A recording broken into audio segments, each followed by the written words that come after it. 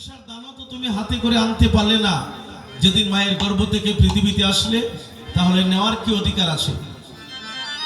তুমি যদি আনতে পারতে তাহলে নিতে পারতে, তুমি তো আনো নাই। এই জন্য আবার খালি হাতে তোমার ছেলে মেয়ে বিদায় করবে। কিন্তু অন্যের জন্য সারা জীবন কাঁদতে কাঁদতে গেল, আমার নিজের জন্য কয়দিন কাঁদলাম। এরা সবাই যে আমাকে বিদায় করে দিবে, আমি যে ভবপারের ঘাটে বসে থাকবো। আমারে যদি গুরু কৃপা না হয়, আমার গোবিন্দ যদি পার করে দেয় না, তাহলে এই ভব নদীটা আমি কিসে পাড়ি দেব? বর্তমানে কতগুলা নদী আছে, গঙ্গা, সরস্বতী, পদ্মা, মেঘনা, যমুনা, কুশিয়ারা, কালনী, যমুনা, এগুলোর মধ্যে বড় বড় ব্রিজ দেওয়া আছে, আমরা গাড়ি নিয়ে পার হয়ে যাই।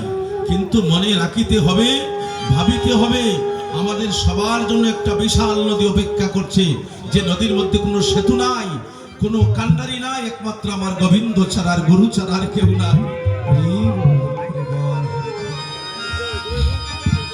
এই জন্য আমি গানের সুরে বলে দিতে চাই, তোমরা এখনো ভেবে দেখো, সংসারের কাজ শেষ করো, কীর্তনে আসো, গোবিন্দের কাছে একটু কাঁদো, হয়তো শেষের দিনে সে হয়তো দয়া যদি হয় পার করে দিতে পারে।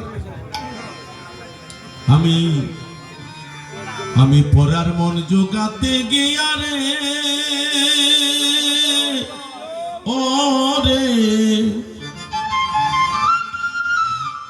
ও রে, জীবনে ফেলেছি কত চোখের জল, এখন হিসাবে আমি লাইয়া আমি দেখি রে, জীবনের সকলই বিপদ,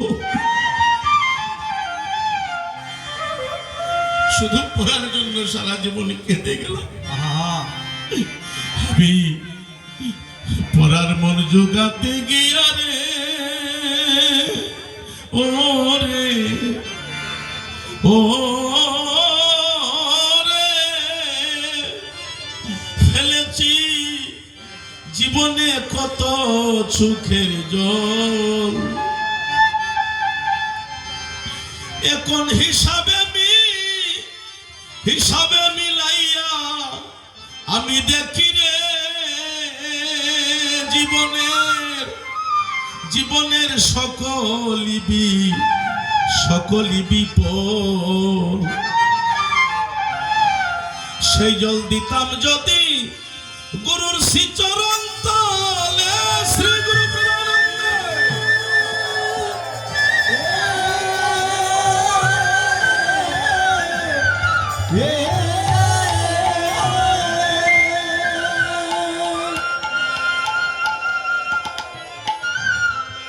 পড়ার জন্য সারা জীবন কাঁদলাম মা, সেই জল দিতাম যদি গুরুর শ্রীচরণ তলে,